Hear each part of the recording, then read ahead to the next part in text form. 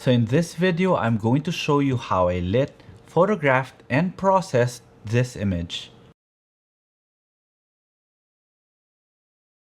So hi everyone, this is Jiggie, a portrait and wedding photographer from the Philippines, and welcome to the channel. So before anything else, if you guys haven't subscribed to the channel and would want to learn more about off-camera flash photography, or maybe just photography in general, then this channel is for you.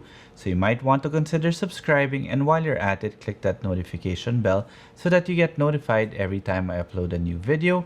And if you want to see more of my images, you could always find me on Instagram. It's at Jiggie Alejandrino.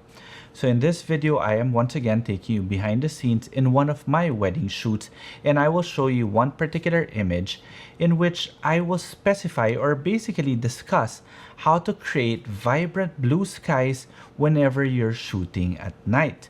Okay, so the basic premise of being able to get blue skies at night is that you are shooting at a certain time. It is basically that time after sunset and about an hour afterwards, what they call the blue hour. But to be honest, here in our country, the blue hour doesn't really last about an hour. It just lasts about 15 to 20 minutes. But it is during that time that the sky is blue. But we want to be able to make that a bit more vibrant. And let me show you the scene that I am talking about. You can see here that the skies are turning blue. However, there is a way to make this even bluer. And as you can see, the light that I used here is my Nanlite Forza 60 with the Nanlite Lantern 60. Basically, this was the light that I used. I actually like using this one. This is the Nanlite Lantern Forza 60 softbox. The reason why I like this one is because you can see it's very light. It's very easy for me to bring around. And number two, it just spreads light. It basically just spreads 360 degrees, up, down, left, right, and of course forward. And in situations like what I just showed you, I just want a clean illumination of light. But here's the key to everything. This one, the Nanlite Forza 60. Now, this Nanlite Forza 60B, actually, this is a bicolor version, is the one that allows me to create that beautiful blue sky or that rich blue sky. Because this, again, is a bicolor version. In other words, I can change my color temperature of my light to a warmer or cooler tone. In this case, you could see here in this BTS, I've set it at 3200 Kelvin. This is battery operated. Well, you could connect it to a power outlet, but the nice thing about it, you could also power it using NPF batteries like this one. These are Sony NP970 batteries. And all you have to do is put it here and here, and you're set to use it already outdoor without any outlet. Very easy for you to bring around. Now, this is what I meant. This light starts off, you could change, of course, the power of the light, but at the same time, you can make it warm like this one, 3200 Kelvin, or you could shift it to 5600 Kelvin. In this particular scene that I shot, this one that I'm showing, I put it on 3200 Kelvin. Why did I put it on 3200 Kelvin? Because the technique that I'm going to be using is a white balance technique. In other words, if I set my white balance to incandescent, in other words, it will add more blue to the scene in order for you to compensate for the color of this light, therefore making everything else blue except for the areas that is hit by this particular light.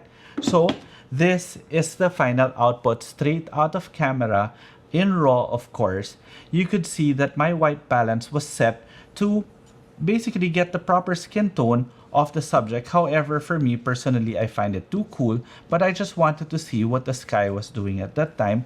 And since I was shooting in RAW, I can easily adjust it, just like what I'm going to show you now. So here in my RAW conversion software, all I have to do is adjust my white balance now and make it a bit warmer, getting the skin tone that I actually like. There we go. And you see the sky is really super blue. Now, whenever I am shooting an ultra wide like this, by the way, I was shooting everything with my Sony a7R Mark IV in a 16 to 35 f2.8 GM lens.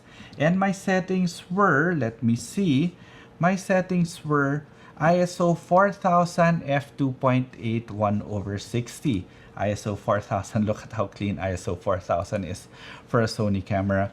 Very, very easy. Now, the reason why I shot it this wide is, of course, I wanted to try to get some streaks in the clouds. However, it was a cloudless light, so we weren't that lucky. But of course, we were able to get a few clouds here. But the reason I shot it wider than normal is because of this one.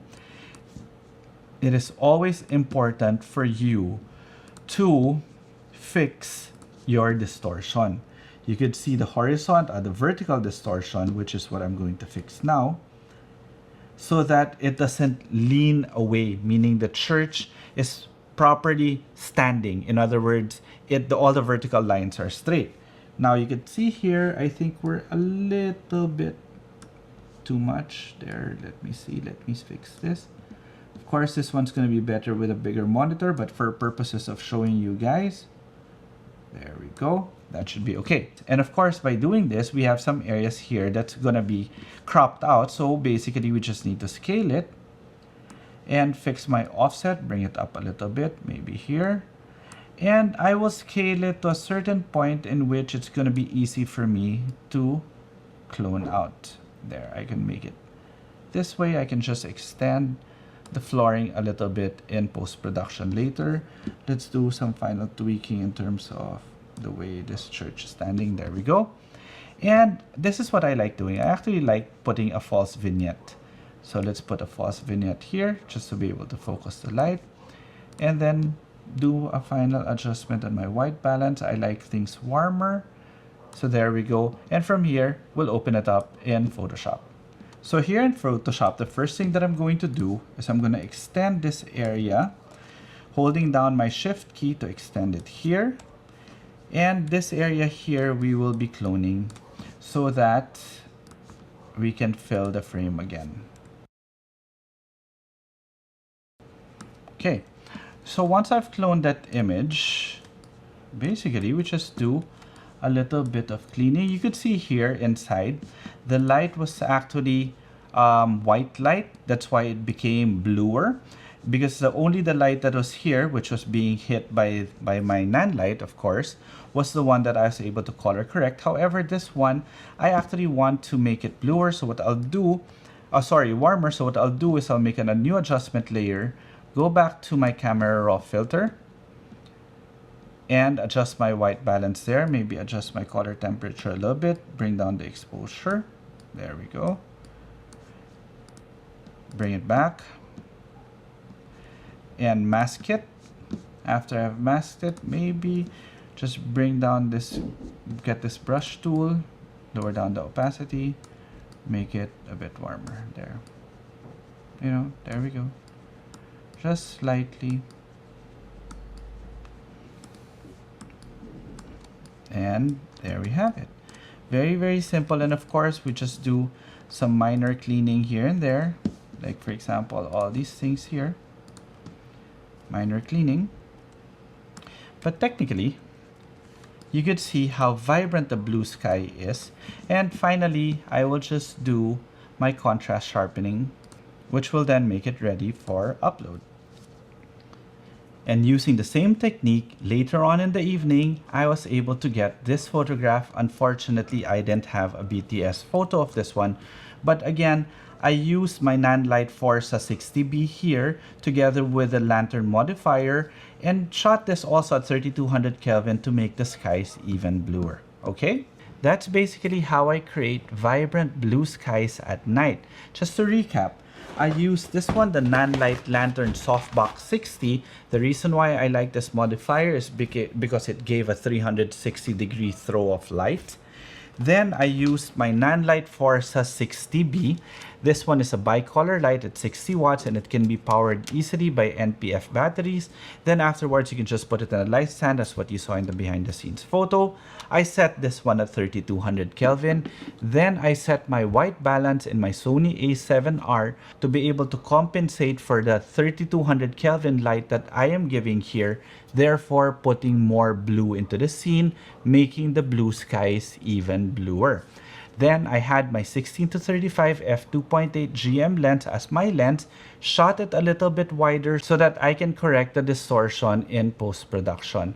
Okay, so I hope you guys enjoyed this video, and if you did, please do consider subscribing to the channel, and while you're at it, click that notification bell so that you get notified every time I upload a new video. Now, if you guys want to learn more about off-camera flash photography or even just photography in general, I actually give one-on-one online workshops, the details of which will be in the description below. And if you want to see more of my images, you could always find me on Instagram. It's at Jiggie Alejandrino. Okay? Till the next video.